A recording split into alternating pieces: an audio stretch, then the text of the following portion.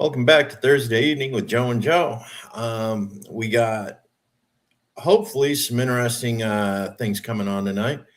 We have one of the individuals who's running for the county clerk in Bonner County. He's going to stop by. We're going to talk a little bit about what's going on up north with regards to housing, infrastructure, and growth, and whether or not it's good for Northern Idaho or not. It's one of those things that you're curious about because we're always talking about open land, and that usually means developing rural communities into urban communities, or in some cases, like we get here in the state of Idaho, suburban sprawl. An awful lot of, quarter acre, half acre lots with people just occupying space, building out as opposed to building up. And usually this happens to fall into areas that are considered livable. They got easy access to water. They got easy access to amenities, easy access to roads, rather than trying to rewire the big cities into something that wasn't exactly considered planned growth at the time they were initially built. You're now looking at a situation where you're doing not so planned growth in a place that hasn't been built yet. So hopefully Hutchins will be able to stop by a little bit later on and talk about some of the things that are going on with that. And that's really honestly on me.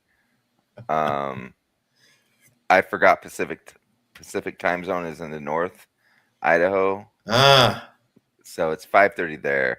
I told him 6:30, but I was under, the guise of Mountain Standard Time as. So you're saying this is about to turn into a 2-hour show tonight? No, I messaged him. He said he'd be on shortly. So hopefully he can pull up here shortly. Yeah, I always forget that the northern tip of Idaho is just completely in Pacific time zone, and I don't know why. I never think about it, but yeah. So James, I know you're an expat. Where is it? 7:30 in that's opposite side Australia, isn't it? Yeah. Oh, wow. Yeah. That's early in the morning. It is. So but yeah, no, it's a very interesting subject, and like a little bit about I know about it is like the public infrastructure is really big on it, because just like everybody else, we love our lower taxes, but at what point are we cutting off our even public services like fires, ambulances, police officers, road building, these kind of things that our taxes are paying for or should be paying for at the very least for communities? Well, it's one of those things. It's also an interesting mix when you take a look at the back and forth that goes on. An awful lot of times counties will allow a certain amount of growth, and everybody moves into the county because they don't want to pay the taxes for the city. So they're moving into an unincorporated area, but they're moving in close enough to the city limits that they expect to be able to use all of the city amenities that the city dwellers pay for with their taxes. So now what do you know about this Aviemore? Because I'm on the edge of some of these issues, these kind of more specific issues, but it seems like that kind of deal was taken into account with Aviemore as well, because they want to be incorporated into like Eagle and use Eagle services, but it's over the hill, like, right. Well, and that's one of the things. We got a couple that were initially incorporated outside of city limits that are still considered inside Boise right now. Hidden Springs is one. Aviemore is another one for Eagle. You're looking at expansions out in Kuna, some of the neighborhoods out that direction that weren't initially in Kuna, but CUNA had to expand in order to integrate them into services because the new developments weren't able to sustain and pay for sewer and water all on their own. So you start getting these mixes where the county will allow certain things to go in without a real zoning plan. And then when the city incorporates or annexes the community, they have to play catch up. They have to go in and take care of the rest of the details. That's one of those things that you look at when state legislatures, county commissioners, and municipal mayors and city councils all of a sudden end up into this debate as to who owns what, who gets to be responsible for what, and under what situations you're able to control certain things. It's the same thing when Washington, D.C. decides to get involved in how the states do business. It just keeps cascading down. A lot of it depends on what happens at specific levels and whether or not the relationship, the different stages of government or different levels of government are cooperative or antagonistic. So like one of the things that we've watched happen with the mayor in Boise is the mayor's actually received significant federal funding to assist certain projects. Now, these are short-term projects, short-term funding. She gets a big windfall of money in order to spend on city developments. And then she has to maintain a tax revenue to sustain the improvements after the Kickstarter money dries up. We take a look at what happened.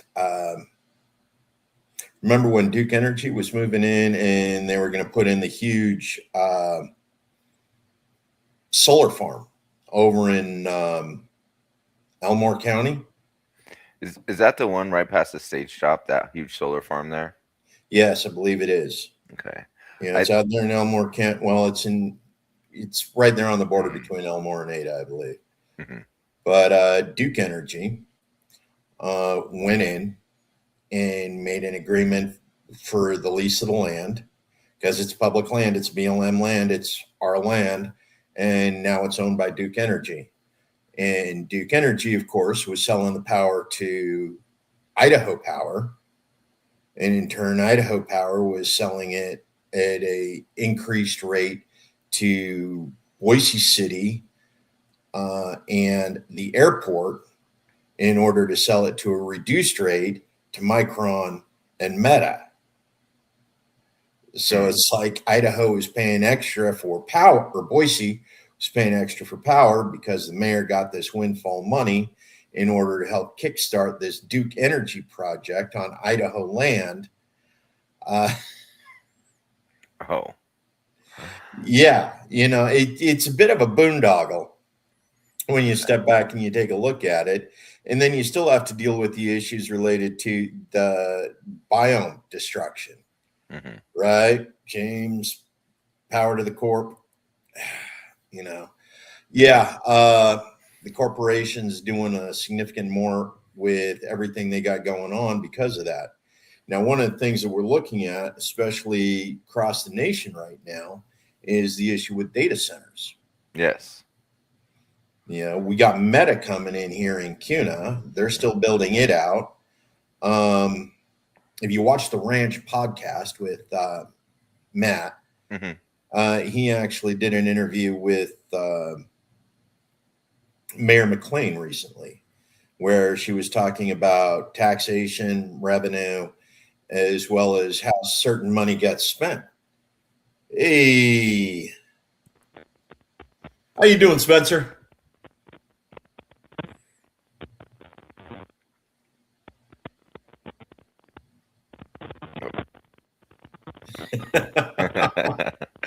Setting up the video.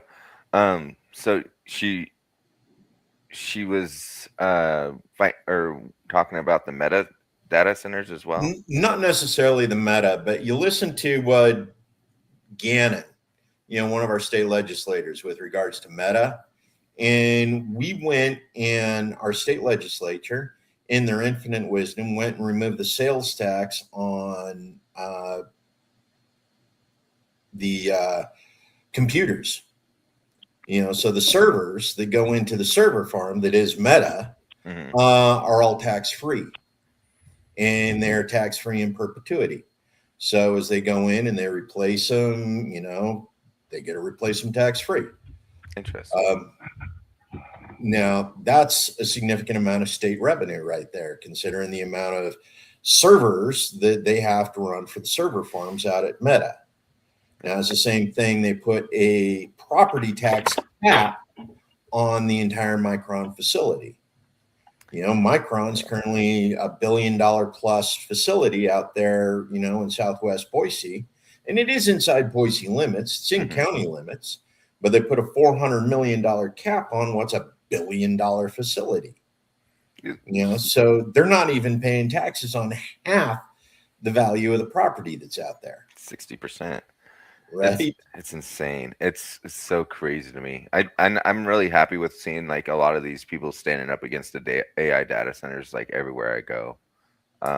It's been Spencer up north is probably going to have to look at dealing with some of that up there too.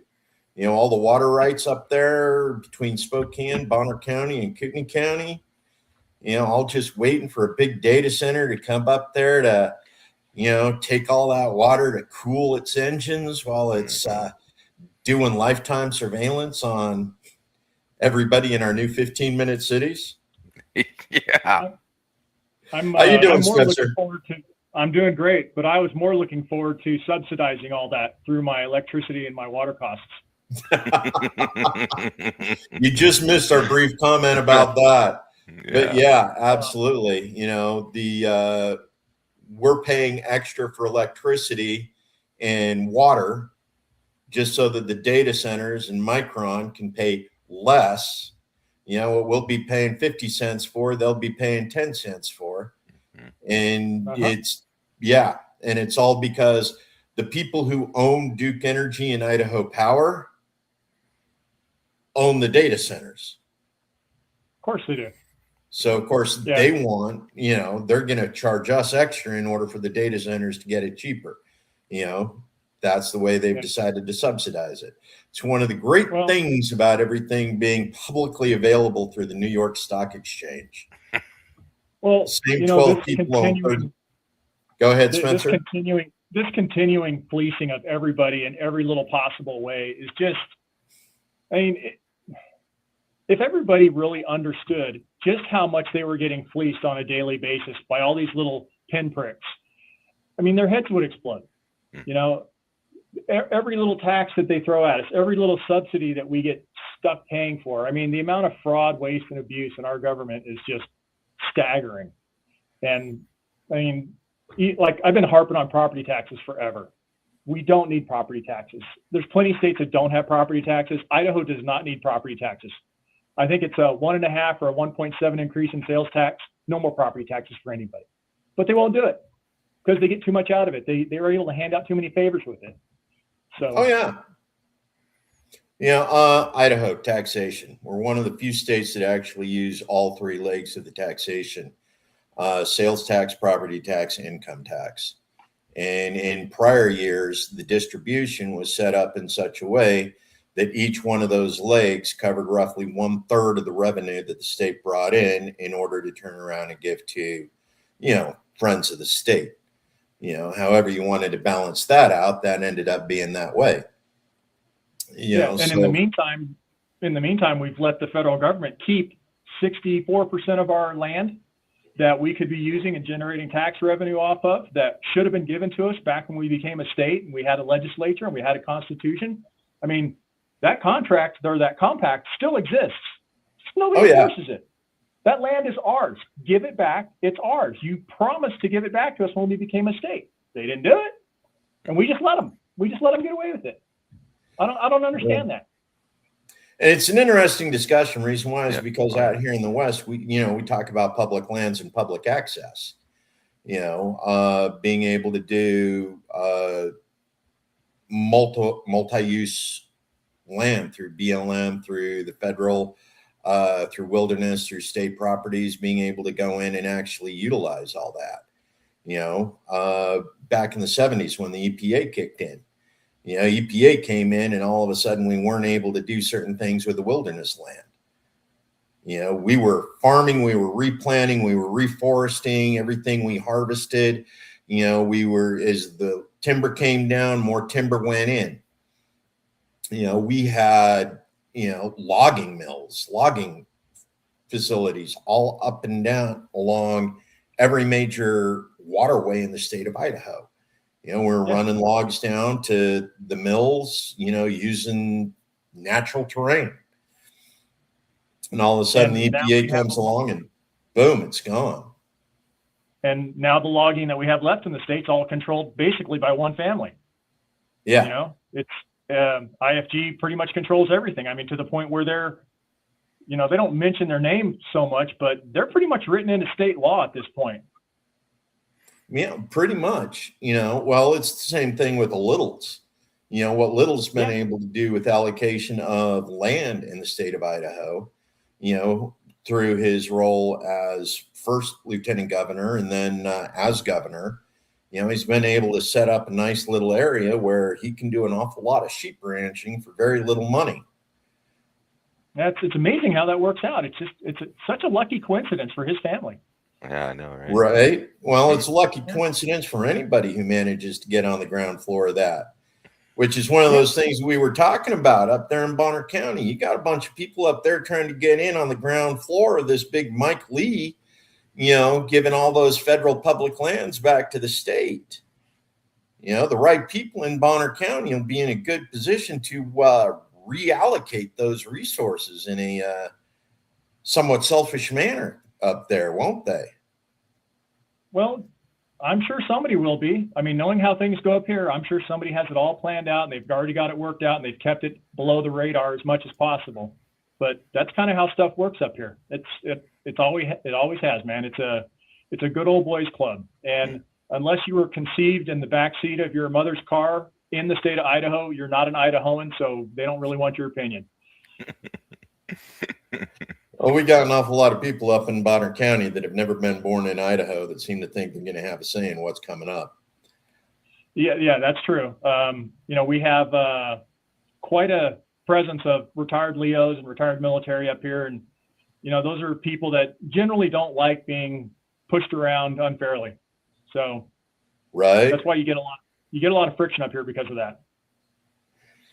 And actually, a lot of that independence coming in from the retired LEOs and the retired military is actually good, considering what certain other individuals are attempting to do with regards to their grift. There's a lot of people up there that all they are salesmen. They're pitchmen. They're up there to move property. They're up there to sell the latest, on the readout. Yeah, there's a fair portion of that. There's a lot of manipulation going on now that we're not entirely sure who's doing it. But somebody outside the area is funding a lot of stuff, and not stuff that's publicly accessible. Not like funds that you sunshine report. But people are up here manipulating the county government to the best of their ability to make it favorable for development. And they seem to have completely infiltrated the local Republican Central Committee. It's probably 70-80% taken over by those people. And most of them, they don't even know they're being used.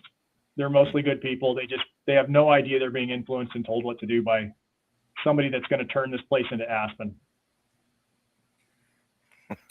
Right? Yeah. Man.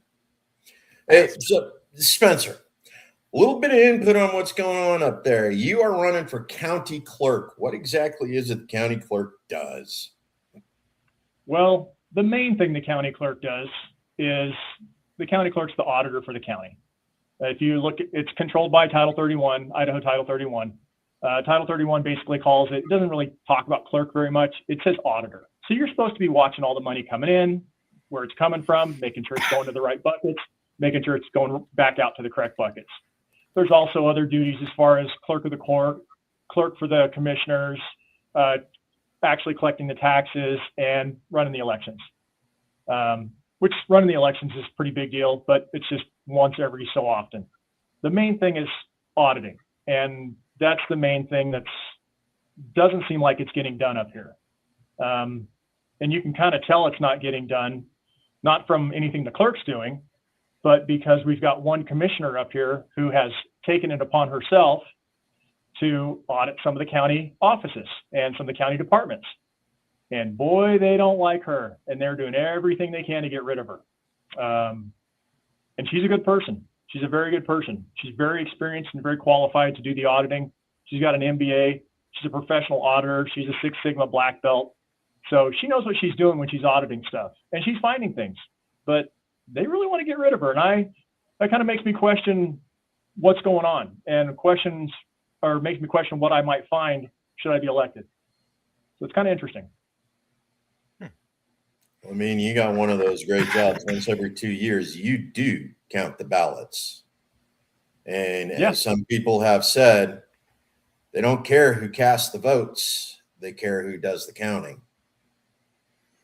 Well, and a lot of what's going on up here, I think, is around that. I don't know how much you guys know about, or if you remember. Have you ever heard of the Secretary of State project? You know what that is? No. So look it up sometime if you're interested. It's George Soros and Hillary Clinton got together and they created the Secretary of State project. And the reason they did that is because the Secretary of State is who certifies the elections in each state.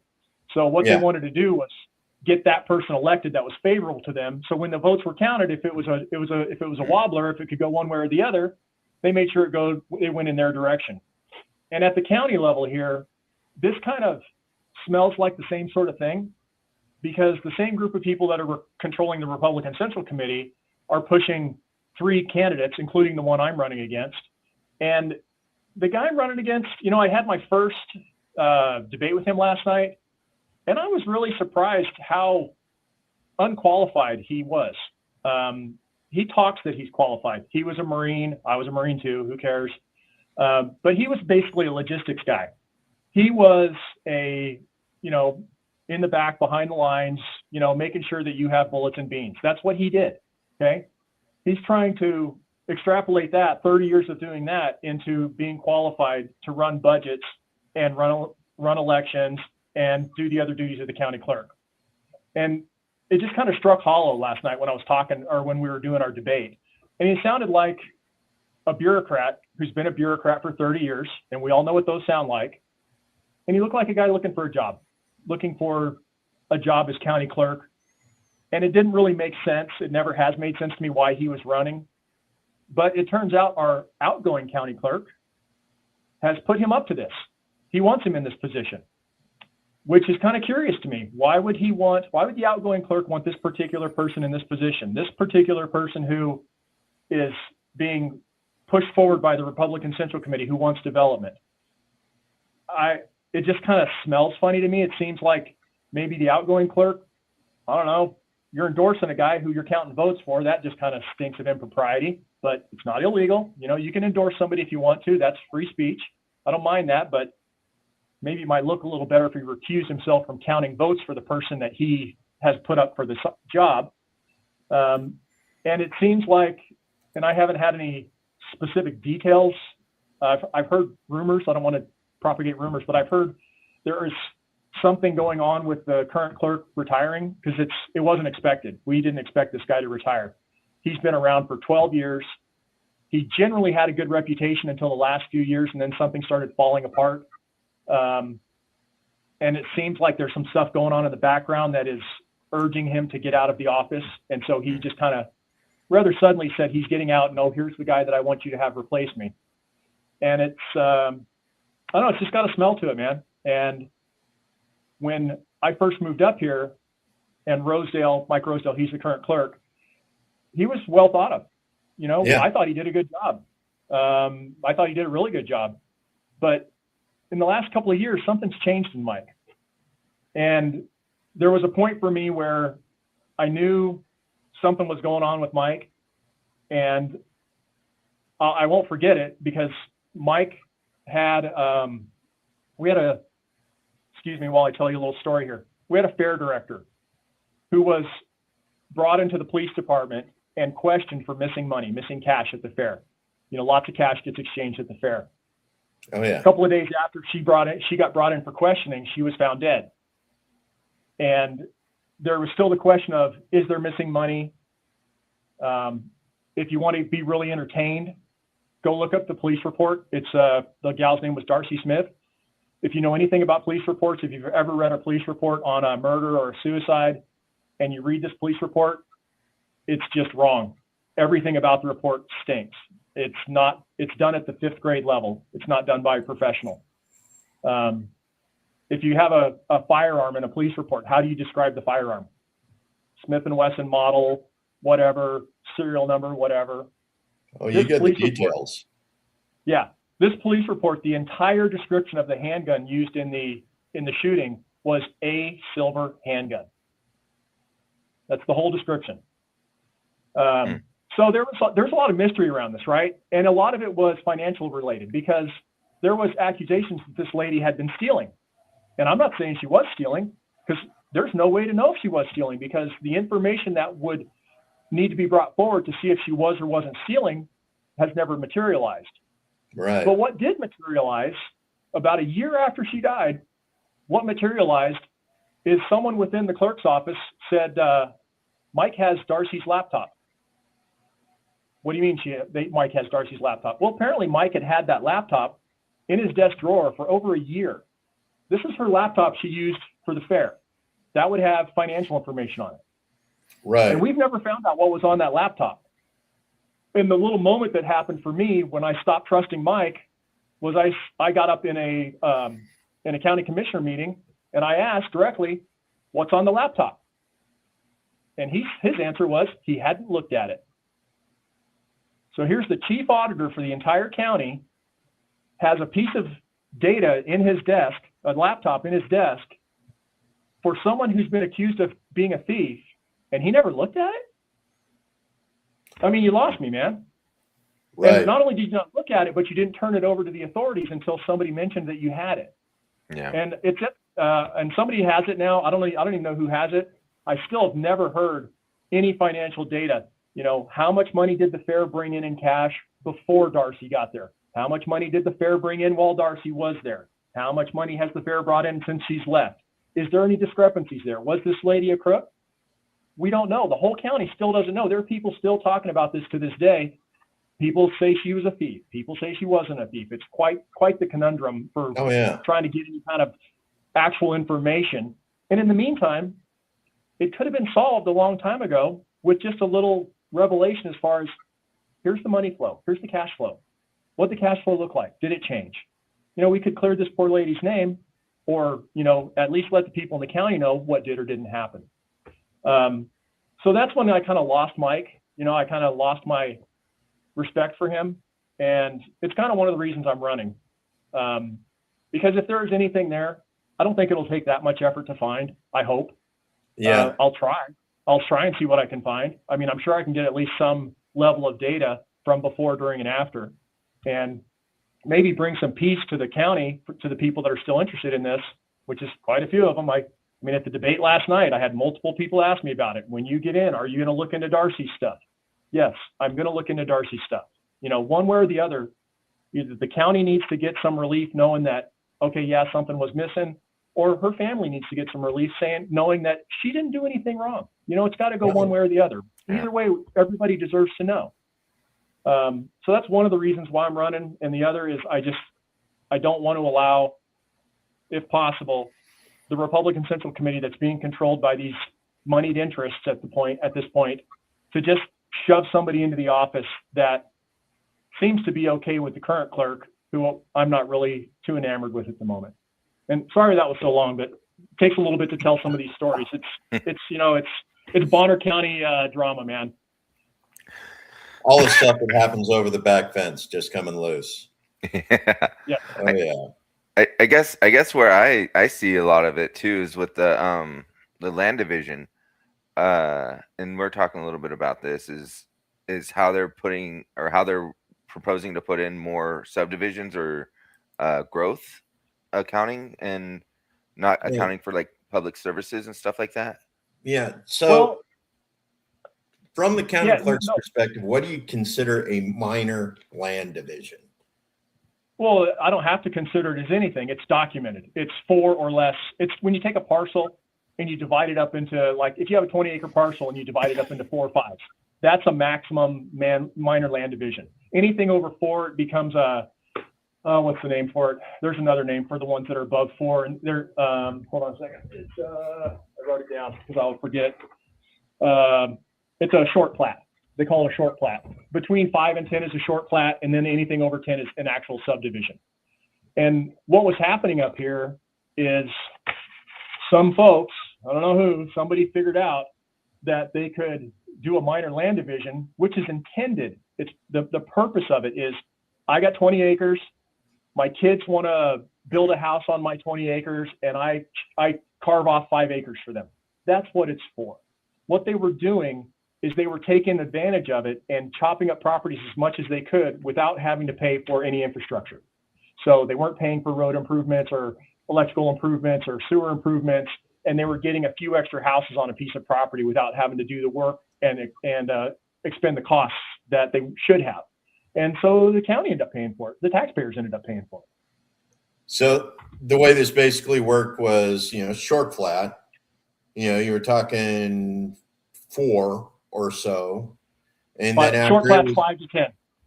Okay, 5 to 10, and then they were taking that and breaking that down 5 to 10 in such a way that they never actually had to do the subdivision, even though that's what they were making in truth, all without the infrastructure. Well, keep in mind what's important here for what I think is important here for the people that did this. When you do an MLD, when you do a minor land division, it's a very quick thing. You can get it done in a month, 2 months. Yeah. Okay. If you do a short plat, if you're doing 5 or 10 pieces, if you're dividing it up into 5 or 10 pieces, then that can take 6 months, a year. But if you're doing a full-blown subdivision, you're talking over a year. And there's all kinds of things can slow you down in the meantime. And it's like that on purpose, so that this place doesn't look like LA County overnight. We don't want to have uncontrolled growth here. That's why we have it set up the way we do with the checks and balances, so the place doesn't look like a mess, so that we can retain the rural character that people move here for. And the developers were just figuring out how to get around it. And one of our county commissioners, the same one who did the audits, pretty much stopped it. And that's another reason why they don't like this person. That's another reason why they're running somebody against her. And they picked I thought this was hilarious. They picked a developer to run against her, which I thought was just fantastic. They've got a real estate agent running against me. This guy was a Marine, and then he got out of the Marine Corps, and he was a real estate agent. And near as I can tell, he was a real estate agent that never sold a house once. And then he decided he wanted to be county clerk. And the last person is a lawyer. So we've got a lawyer, a real estate agent, and a developer running for the 3 open county seats, all of which are being pushed by the local Republican Central Committee, all with the blessing of whoever's pulling their strings. Wow. Interesting. Huh. And if any of that federal land up there gets sold off into the private market, how does that affect what's going on as far as maintaining that rural character of Bonner County? I guess it would depend on how they zone it. Hopefully it's zoned Ag Forest 20 or greater, and then they can't really just chop it up into little subdivisions. I would imagine that, we all know who's going to end up with it. Whoever has the most money is going to end up with it, and then they're going to exploit it to the fullest extent of whatever laws apply. If IFG who ends up with it, I'm sure they'll just log the hell out of it, which, don't get me wrong, I don't mind the logging, and that's part of what we do up here. I love seeing the logging trucks, especially, when they're doing it responsibly, when they're not just clear cutting stuff to build something or just wipe a field out. The good logging that's done around here, it only looks bad for a year or two. Within 5 years, most people can't even tell the place has been logged because the new trees are coming up, and it's beautiful. This is a renewable resource that we should be exploiting. it's a good thing for us to have logging up here. I don't mind that, but I don't really agree with how IFG does things, how Idaho Forest Group does things, because they've just got such a tight hold over everything that it's almost a monopoly. It pretty much is a monopoly. And I'm not saying anything bad about IFG. I don't think they're necessarily bad people, but anytime you have a monopoly, I mean, we all know what that does to the market. And it's just, it's kind of like, this is the price we're going to pay you for the trees, take it or leave it, or haul them to Oregon or haul them to Montana. Right. So that's probably who's going to end up with that land. Somebody like IFG, or maybe some mining companies will end up with it. I don't know. Well, probably not, since they don't like mines anymore. It's bad to have a mine now, I guess. Well, that's an interesting discussion. Reason why is because there is a lot of mining up there, but most of it happens to be either in Montana or it's over in Oregon. You don't have a lot of it specifically in the panhandle between the two. I mean, it's mountains. You got rare earth minerals underneath all of that stuff that there's an awful lot of people want to get access to. We've talked about reopening mines along the Salmon River that, for molybdenum and other things related to battery manufacturing, nickel, and what's the other one, the purple? Anyway, but it's like there's a big push to open up mining in the state of Idaho right alongside the logging. We've had the conversation before. Bring back the manly jobs for manly men. I mean, not only that, but increased revenue for the state is I think a big hitting point for me. Is we should be exporting more as a state so we can provide better public services. Is kind of how I see it. 100%. I mean, the land is there, and we talk about improved wealth, improved profits, not for the industries, not for, the corporations that of course are going to get their hands in on it early because they got the money, but the profits for the people who are doing the work, the profit for the communities that are supporting the people who are doing the work. That money needs to start circulating in the state of Idaho again, and as we say, rising tide lifts all boats.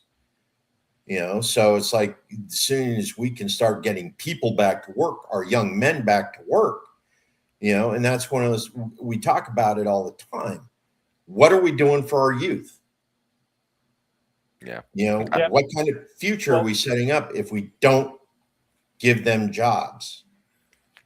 Well, we have to really make sure that as we're exploiting these resources in the state, which I'm in favor of doing, as we're exploiting these resources, we need to be having some level of tax come in from the resources that are exploited.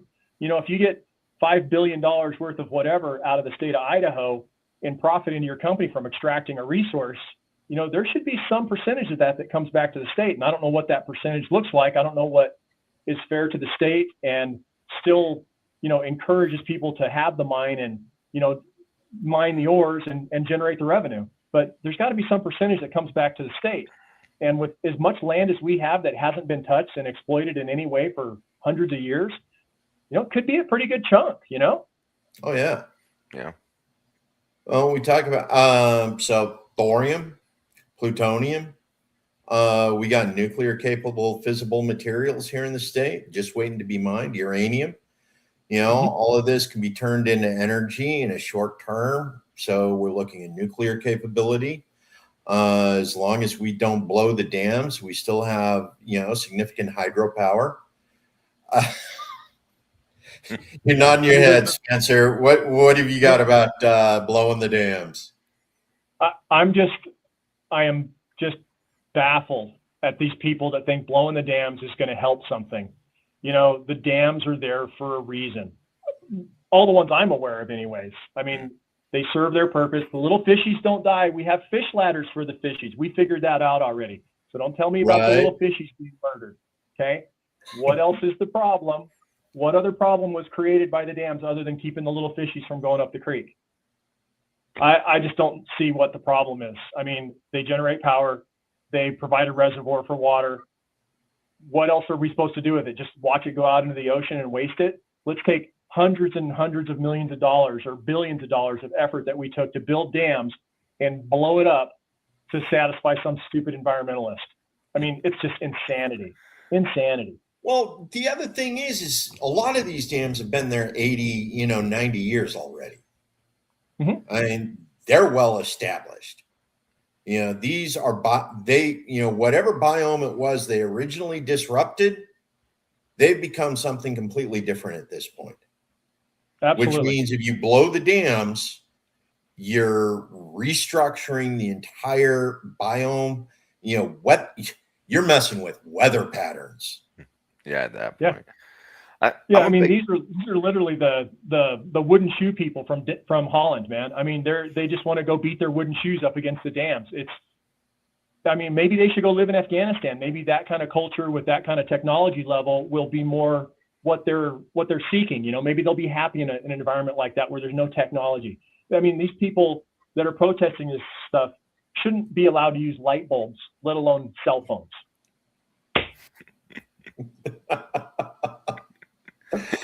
There's a legitimate argument there. That's a legitimate argument. I like the idea of modernization. I think there's been advancements probably in the last 80, 90 years to probably make those dams run better. I've noticed some, I know some, but I know there's some others that have been sitting there since 50s and they just haven't had any new turbines, nothing in them new. And so that I guess is my argument for that, is to create more energy from what we already have. Yeah. 100%, man. I mean, there's technology improvements that happen all the time. And we should be planning for this stuff. We should say, this is going to last 50 years, 100 years, whatever it is. And then we're going to update it. We're going to change it. And we should be piling away a little bit of a fund to pay for that. I mean, it's like the city here. You want to hear something funny? This is just beyond. So the city of Sandpoint, if you want an entertaining story, look up the city of Sandpoint's sewer system. The city of Sandpoint bought their sewer system. And I may get some of these dates wrong because I haven't studied up on it lately, but they bought their sewer system from the naval base, from Farragut Naval Base. It was a used sewer plant. So they bought a sewer plant from Farragut, right? And this is back in I want to say it was back in the 50s or 60s or something.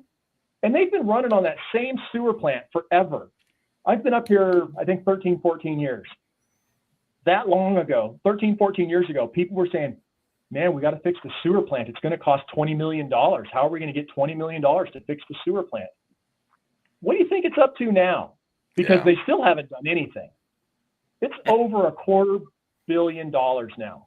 They got $250 million of repairs and renovations and improvements that they need to make to the sewage plant so that they don't have to keep putting the sewage in dump trucks and hauling it up the mountain and dumping it in a hole. You can't even make this up. But, yeah, I got a friend up there in Bayview, working with the water infrastructure that they inherited from, the naval base up there, and he's talked about being able to bring it up to code, getting all of the documentation, cleaned up. Fortunately, he's a technical writer for aircraft. So it's like he already understood the necessities of the paperwork that goes into the details of how you need to structure, and document everything that needs to happen, because it's got to go through a series of processes, because you got to get the EPA to come in, because you're dealing with sewer on a natural lake. Army Corps of Engineers has to come in, take a look at what it is you got going on. And because it's wilderness land that you're next to, you're dealing with federal, state, and city issues. So it's like you got all of these layers of bureaucracy, and everything needs to be done just right. And the guy who runs for the job usually isn't technically qualified to do what needs to be done when he starts. His learning curve it's insane. Fortunately, Sean happened to have been, a skilled technical writer, so he understood technical writing of an engineering quality so that he could go in and actually, but yeah, I understand. It's insane, and it's like we got elected officials, who aren't getting paid much. The job is described like, hey, we just need you to put in 2-3 hours a week. It's like, no, not if you know what those individuals are actually tasked with. That is not a 2-hour a week sort of thing. No, it's not. Those jobs there's a lot involved in that stuff. In my previous life, I used to build hospitals in California, which is, you want to talk about regulatory environment. There's a regulatory environment for you. But that experience serves me well now in the job that I'm looking to do, in the clerk job, because I'm used to dealing with the bureaucracy and the burdensomeness of a lot of the stuff and working my way through it. So that's fine. But when you're trying to solve a problem that's obvious and in everybody's face, a water problem, a sewage problem, and then all these little bureaucratic hurdles are placed in front of you, some of them are necessary, I'm sure. There's some stuff that's necessary. Don't dump the poo in the lake. We need to not dump the poo in the lake. I get that.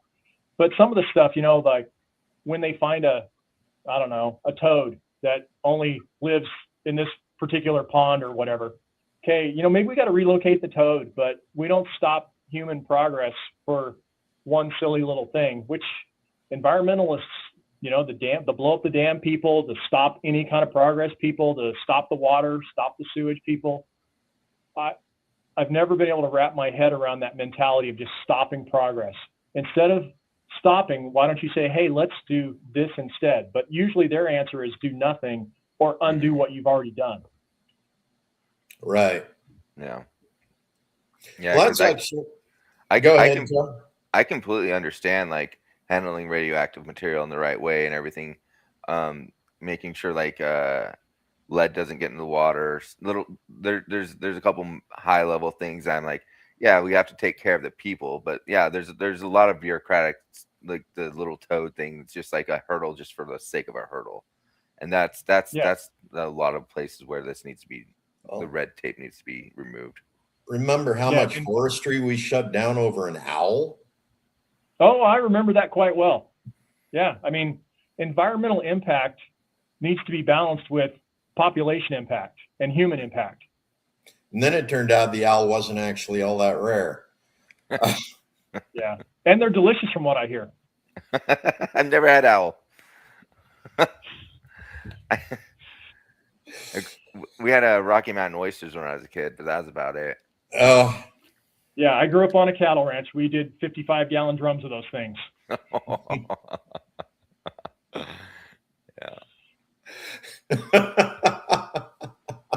You think I'm kidding? No, I know you're not kidding. It's just one of those things. Well, what are you guys having for dinner tonight? We're having all the balls the steers had before up. When we're out cutting them all, what do you think we ate? That's literally what we ate when we're out at camp cutting them. That's what you ate. I mean, get used to it or starve, I guess, Or if you don't like those, you can have rattlesnake, because there's rattlesnake. You go kill a rattlesnake and have a rattlesnake instead. I'm lucky enough I didn't get many run-ins with rattlesnakes growing up. I ran over a couple, but never had like any real face-to-face big rattlesnake encounters.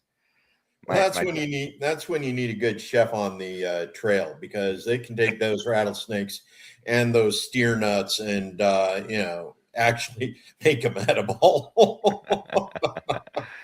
They're perfectly edible as long as you fry them. Yeah. Anything's edible as long as it's prepared properly. I'm sorry. Anything's edible is once, as long as you prepare it properly. That's fair. What is it? Well-prepared squirrel is as good as poorly prepared beef any day of the week. Squirrel is a fine meal if you know how to fix it. Have you ever had porcupine? No, I have not, but I heard it's good. You can eat porcupine raw, just like sushi. It's one of the best survival foods in the forest if you can find it. Really? Oh yeah. Yeah, but you don't want to be eating raccoon raw. No, do not eat raw. Porcupine's the only one you can eat raw that's out in the forest. Everything else you need to cook very well. Yes. Hmm. Oh, Interesting. Okay. You didn't know it was going there, did you? That's Spencer's little wheel of random facts. I'll definitely keep that in mind because, you know, porcupines, it makes me curious as to they do have like the, you know, obviously the self-defense. And so it makes me curious to if that is because they're so like easily eaten if they didn't have it. Yeah, Mother Nature works in strange ways, right? It does. Yeah. I'd admit this is an interesting conversation. I'm not used to this kind of conversation coming, but you know, we're looking at, you know, Idaho boys. We grew up here and military experience, you know, 2 Marines and an Army vet. Yeah. So yeah, we're a little bit rough around the edges here, but we know how to get stuff done, right? Yeah, we do. Well, if people let us get stuff done, or if we are able to put ourselves in a position where they can't say no to us getting stuff done, I mean, you know, I would really like to be of service to my county at least once. I would like to help. You know, when I built hospitals, the budgets were a mess when I started. And I saw a problem, and it took quite a bit of time, but by the time I was done, the budgets were as close to perfect as they could be. If they weren't perfect, it's because you made a mistake or you did something wrong.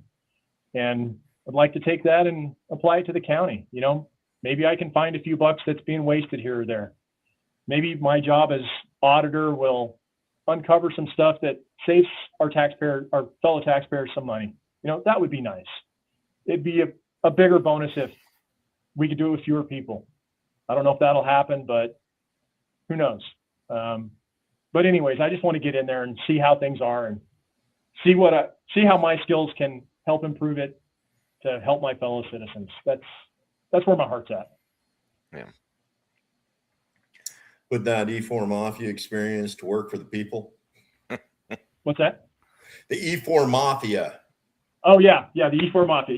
Yes, we are here for the people. Well, it's better than the general grade mafia. I mean, right? You know, we get these guys who, man, these are not bad people. You know, I don't think they're bad people. I think that they are so entrenched in their way of thinking from being in a bureaucracy for 30 years that's just what they are now. There is no thinking out of the box. There is only the box, and you have to stay in the box. You know, I pride myself in kicking the box apart and finding other ways to do things. You know, doing things that's in the box. We can hire robots to do that. You don't need a human with a brain to do that. Yeah. Or a big data center running AI stuff for, you know, whatever reason. You know, they're still limited to the box. They're still limited to that language model. Yeah. Well, look at how much they're dumping into it. I mean, I don't know if you've tried to buy a personal computer. Have you seen what's happening to the prices of personal computer components, memory, hard drives, things like that? Oh yeah, it's all going up because of the demand. Yeah. Yeah. It's the data centers are sucking it all up. I mean, who was it?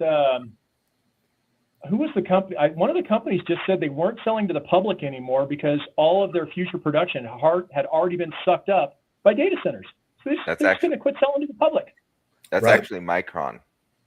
Is it? Micron and NVIDIA, I think, were, you know. NVIDIA, that's what I was thinking of. NVIDIA. They got this circular logic going on right now, where it's all money just changing hands between 3 major corporations. NVIDIA doesn't actually make any semiconductors at all. Right. Micron or TSMC makes a lot more semiconductors. And so NVIDIA's made an agreement with Micron saying that we'll buy all of your AI data chips from now on. And we'll see how long that goes with the tensions in China and Taiwan and stuff like that. Right. I kind of do see NVIDIA moving more towards China personally. And I think that deal is just going to go bust, but that's just kind of my personal opinion, kind of like my foresight on it. If I'm betting man. So, well, Spencer, we need to stop. We need to stop letting that happen. We need to stop letting these people go overseas. And Trump has the right idea of tariffing them till they come back. Tariff until they hurt and they come back. We need to have manufacturing here. We have to have manufacturing here. That is why we've got this middle class that's just dying. There's none of these blue collar jobs. I mean, man, you look back, 40s, 50s, actually 50s, 60s. You could have a guy who was a mechanic and his wife who was a waitress, and they had a perfectly decent house and 4 kids and a happy life. Try and do that today. It's impossible. Oh, no way. Yeah. I don't even have kids because it's so expensive. It's just not plausible. And the thing is when we were growing up in the 70s and 80s, that type of life, that parent, the one who went to the shop to work and the one who went, left us to run the neighborhood on our bikes, till the sun came down, and the whole latchkey kid scenario, here we've reached a point with regulations around child safety that level of freedom isn't afforded children these days. They don't have the opportunity to learn, from the school of hard knocks quite the way we did when we were growing up. We go out, we do great things all day long, come back with stories to tell or not. Sometimes dad would care, sometimes dad wouldn't, but you don't have that level, the amount of energy we spend protecting kids from stuff that is effectively imaginary at this point, and still trying to go out, earn an income so that we can put food on the table, keep a roof over their head, and put gas in the car so we can get them to the football games on time. And we're doing this on service wages. We're not doing it on industry. We're not building great big things anymore. It's like we're service workers. We're sitting on a phone talking to people. Yeah, and I can't remember which idiot president it was that sold that crap to us, but we were going to have a service economy in the future. It was Nixon. Well, it's idiocy. You have to build things. You have to. There's no shortcut around that. You have to have industry and you have to build things. I don't know why this is difficult to understand. Right. Well, especially for politicians. They know it. It's a national security issue. Absolutely. Our dependency on foreign manufacturing right now is so obscene. What happens when China says, yep, we're not making stuff for you anymore. India, we're not making stuff for you anymore. Well, that would be okay. I don't want anything from India. That's fair. I've seen how they make stuff. Well, at the very least, though, it might kickstart us to American manufacturing bring it back. At the very least, which is it's but that's part of my shtick of we gotta get ahead of it. There could be at any point in time where China or these other exporters to America or where we bring all our stuff from, they're gonna just cut off the faucet and be like, no more. And then what are we gonna then we're gonna have to do it anyway. So may as well start. Yeah, I think Trump's on the right path with the tariffs. I think the tariffs need to be tailored and just honed to the point where it makes more sense to make it here. It costs more money to bring whatever it is in from the outside, and maybe that starts with microchips and computer-based stuff and I don't know, fuzzy dogs that they sell at Walmart. Who knows? But we got to do it. I mean, we have to. It's an interesting balance that we need to make. Reason why is because we do need the tariffs. The tariffs represent money revenue for the U.S. And we've been doing the tariffs since the founding fathers. Things that were coming in from out of state and even some things we were manufacturing. Whiskey tax, the whiskey rebellion back in 1790s. But we need to reduce the cost of doing business here in the United States. It's one of the reasons why they ended up pushing out at the time they did, because the EPA came along and started making manufacturing and industry expensive. Well, that's more putting the environment over the population. And I love the environment too, man. I live in the middle of a beautiful forest. I don't want it ruined. I want it to be preserved. I want it to be protected. But you have to balance people with that. I mean, there's a medium in there. You know, we don't have to go completely nuts all the other direction, which is what the EPA did. You know, I mean, I don't know if anybody watched the I can't remember the current EPA guy's thing, or EPA guy's name, but he did a press conference and he's talking about the elimination of the rules on diesel engines. Did you see that? Yeah. It was great. The reporter's like, well, what about, and he said, it doesn't exist anymore. There's no what if or anything. It just doesn't exist anymore. We shouldn't have done it. Now it's gone. Perfect. Do more of that. Yeah, we didn't actually save that much. Yeah, but I mean, if we're going back, let's bring back Aquanet, man. Yeah, let's bring back lawn darts. You know, it'll help. Yes, you know, yes, lawn darts. Yes. You know, take warning labels off of everything. You think there's too many people? Get rid of all the warning labels. I mean, it's just going to sort itself out. Yeah.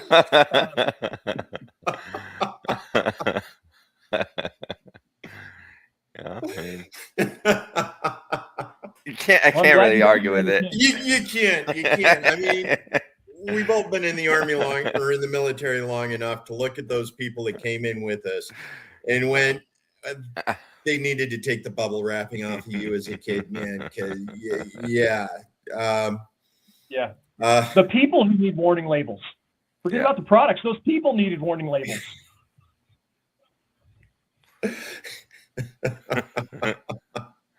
Hey, you know, we had a lady at the town hall last night, and she was very passionate. She was extraordinarily passionate about her particular thing.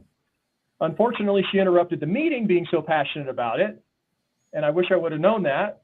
You know, could have at least a heads up, maybe not a warning label, but a heads up. But, you know, some people, you know, you'd like to see coming.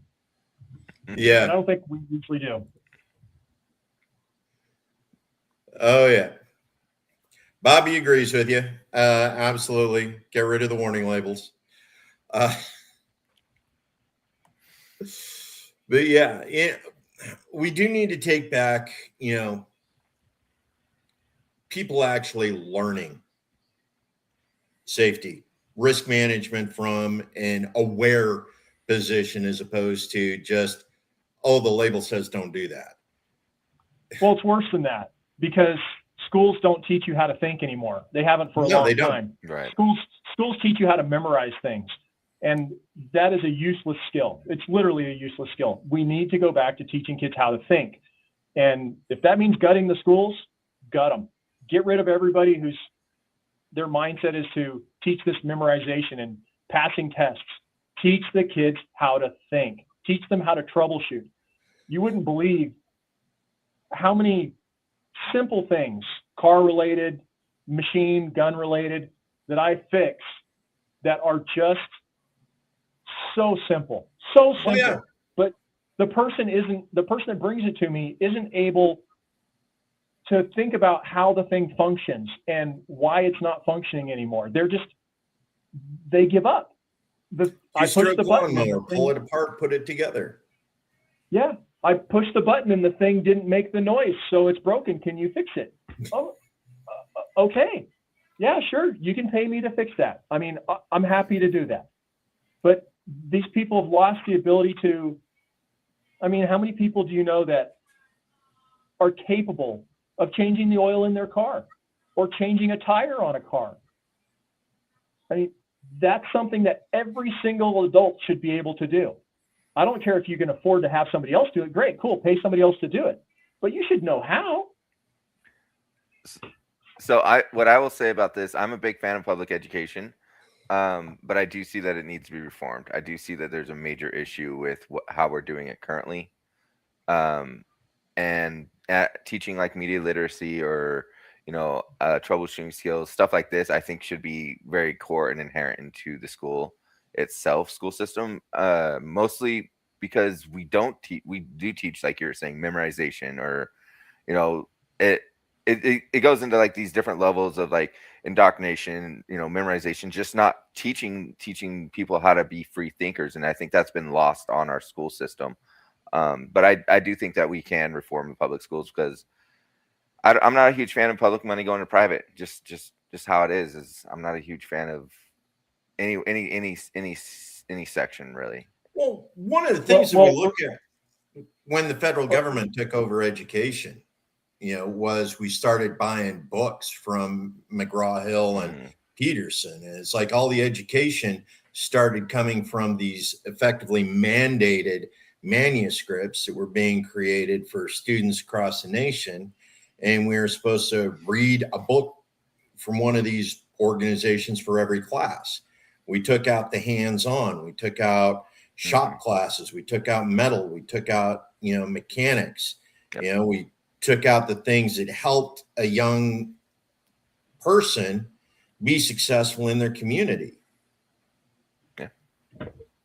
And, what you got, Spencer? Who runs those companies? Who owns those companies, those book companies? Look into that. Look into who owns them. We know.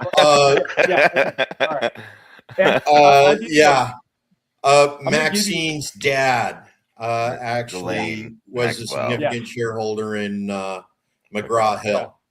Who died under completely normal circumstances. On a yacht.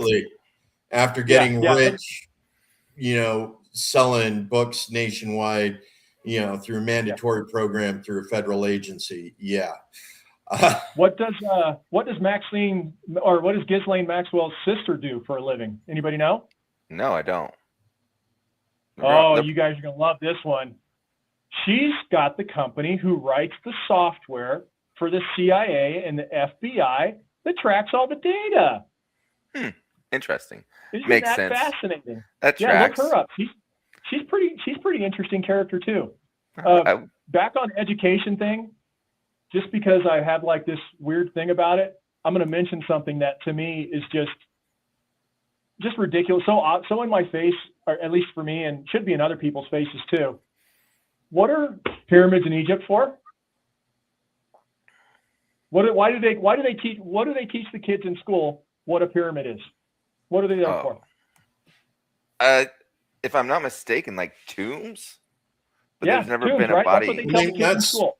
It was a significant amount of resources that was stored, put into a burial crypt. It was a monument to ego. But it's like one of the things we were taught in school was grain storage. It was, against future use. So how many bodies have ever been found in pyramids? 5. None, not one ever. There's never been a body found in a pyramid. They've all been found in the Valley of the Kings, which is nearby. The pyramids, no matter what, there's different theories of what they were for. The current guy who has the best theory, guy who dedicated his life to figuring it out, he's still there. He still looks at this stuff. Pretty fascinating theory. And mechanically, everything this guy came up with actually checks out. He's actually had academics from prestigious universities agree with his theory on what the pyramids were for. So the two big pyramids were for making acid, hydrochloric acid and sulfuric acid. And the third big pyramid was for making bases to neutralize the acids. This was for processing mineral ores and making fertilizer. And there's, to this day, still residue inside those pyramids from those chemical processes. And it's been proven. It's not, the chemical residue from those processes is still in those pyramids. And the reason I bring this up isn't just to say, oh, this is what the pyramids were for. It's because the schools are teaching children, impressionable children, that this giant, just monstrous achievement of mankind was a tomb, which has got to be one of the most boring things on the planet. Why wouldn't you teach a young, impressionable mind that either we don't know, or here's this cool theory about them making chemicals, maybe get their mind going a little bit instead of just turning off the thought. And I think a lot of what they do just turns off the thought and turns them into, instead of intelligent contributing citizens, it turns them into potential good workers. And I think it's a crime against the kids. I think it's a really horrible way to treat the kids. They're bright, impressionable little vessels that we need to nourish, and the school system's just not doing it for them. And I'm all for fixing it. That's one thing Bobby brings up is, we send people to school for 12 years and we put them in community college and we got to send them to remedial courses. 50 years ago, we were teaching Latin and Greek in, 10th grade, 8th grade. It wasn't unusual for people graduating high school, knowing a dead language or, one or two, a spattering of foreign languages. Now it's like we get done and we have to teach them English just to go to college. Yeah. And then we send them to college and we give them these low interest loans for these monumental tuitions that the colleges are charging now. And these poor kids are paying it off for the rest of their lives in some cases. The amount of money that these colleges are charging for an education is directly correlated to the fact that the money is available in loans to the students. We can give them a $50,000 loan, so we'll charge them $50,000. It doesn't have anything to do with the education they're getting. It's just what they can extract out of them. That's, we don't live in a production economy. We live in an extraction economy, and the economy does everything it can every day to extract wealth from every single person that's not part of the class that's doing the extracting. Yep. And it should be stopped. I don't know how you stop it, but I mean, at least I see it, and you guys see it, so we should work on stopping it. And blame communism. James, we can't blame communism. We live in a capitalist society. I blame communism. Yeah, it's not communism. Communism it's not communism, man. This is just pure exploitation. Oh, it's extractionism. Yeah, and that's one of my points that I usually bring up with like the billionaires and how they extract all this wealth. Like, they worked on deindustrialization and bought all this land over in these third world countries, and now we're a service-based country here in America, and it's just extracting it whatever else they can. And you see it especially in my mind when I'm looking at when they're trying to extract the littlest amount is like, have you heard of Kalshi or poly markets or anything in that nature? Yeah. So essentially I see those as micro, they're just taking whatever little bit else they can from somebody, just a little bit more extraction, make it bad. Is that last 1% that they got left beyond, it's just, Yeah. And this goes back to you'll own nothing and be happy, where we're paying subscriptions for things, for everything. They're charging subscriptions for features on cars. I mean, I use QuickBooks at my business. I'm perfectly fine. I don't like QuickBooks, but it works. Okay. That's what you have to use because that's what the accountants use. So that's what you get stuck using. But they have tried so hard to get me off of the version installed on my computer and get me into the cloud. And I've tried it and paid their subscription, and it's horrible. I don't know how people put up with this stuff. Yeah. I used to do IT stuff for a living, and that is whatever happened to selling somebody a good product, being proud of what you sold them, and having them be so happy with the product that when eventually it does need to be replacement, they come to you to replace it. Now, greed has completely taken that chain over, and they don't really care if you're happy with the product. They just want you to need the product and have to buy the product for your life. Well, we ran into that problem into the 70s when marketing, the financialists, started learning the concept of planned obsolescence. Yep. Nothing's good for longer than 5 years. That's a client that comes back in 5 years. We've seen it happen with the medical industry. A cured client is no longer a revenue generator.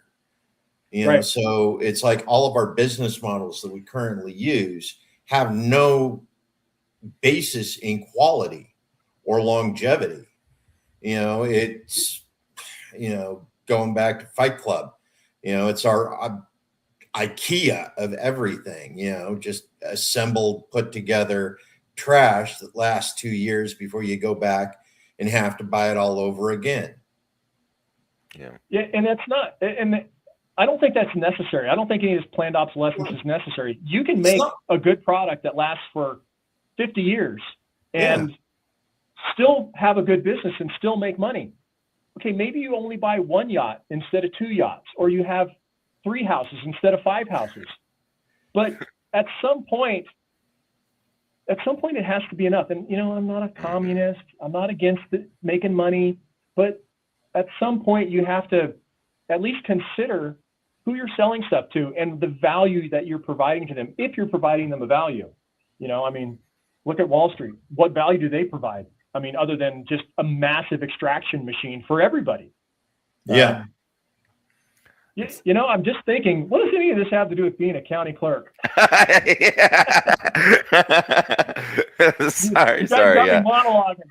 Well, at the end of the day, county clerk is one of those that's, you still have a vital role in what goes on in the schools, because you're looking at levies, you're looking at property taxes, you're looking at the little things that subsidize the extra things, the extracurricular activities after school, Yeah.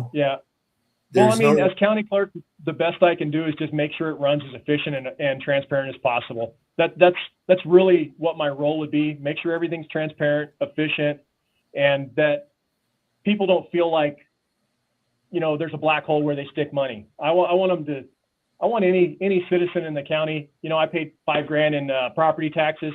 Okay, man, here's where your property taxes went. This is how we spent your money. At this point in this county, we can't get any levies passed because the local Republican Census Committee is against any levy for any reason. Right. They still get some of them through. They still get some of the school ones through, but like the ones that they've been picking on really hard are the fire levies. Our fire departments are run by levies, and we have a lot of fire danger up here. And this year is going to be really bad for fire danger because we haven't had enough snow and rain. And they've got the fire departments down to the point where they're kind of barely there. They're not growing to accommodate the growth in the area. The fire departments haven't been. They're the same levels of staffing or lower. Some of them, they've closed fire stations here. So we're growing, we're closing fire stations, we're reducing services. What's going to happen when there's a really big fire here? We've seen that.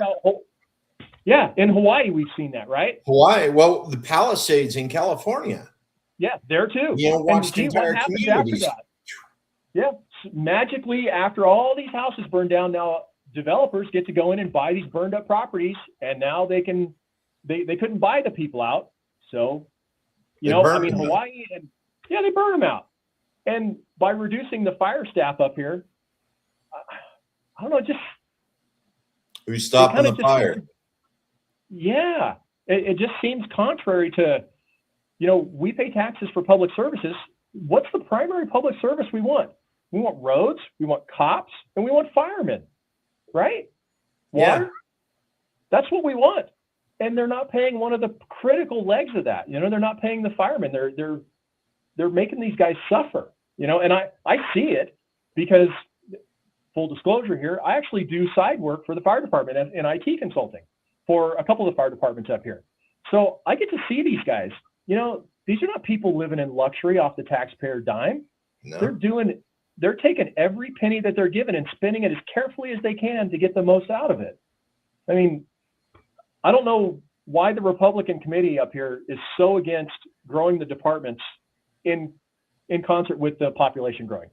And they seem to be purposely crippling it. And I haven't been able to figure out why. Maybe I sound a little paranoid with the fire stuff and burning the houses down stuff, but man, I don't know what they're doing. It just doesn't make any sense. Yeah. Doesn't make any sense at all.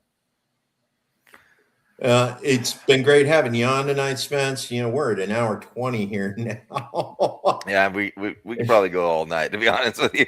Oh, we could. Nothing like 3 old vets, talking about good old times and what's happening with the world around us. Yeah. What are we going to leave for the next generation? Yeah. Yeah.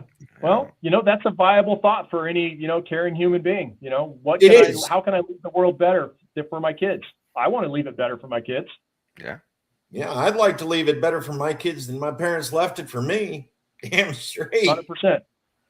Yep, 100%, man. That's what it is. Everything we do is either giving to the next 7 generations or it's taking away from it. And right now we see an awful lot of people taken away from it. Mm-hmm. Yeah, very short-sighted people. Yeah. Thanks for coming I on. really appreciate you gentlemen having me on. Thanks for letting me spout off stuff. More than welcome. It was great having you on. So Spencer, go ahead. Give us your spiel. How can people find out more about you? Just Hutchings for Idaho. HUTCHINGS, the number 4 Idaho, hutchingsforidaho.com. That's for my website. It's the easiest place to see anything. Okay. Awesome. James, come on. It wasn't that bad, man. Although admittedly a bunch of sober vets, we can get pretty boring sometimes. Yeah. It's after work and I resisted having a beer, so you're welcome. Yeah. But I'm gonna have one now. Me too. You too, Spencer. All right, you guys Take have care. a wonderful evening. Thank you. Thank you. Spencer. Thank you. Have a good night, everybody. Have a good night.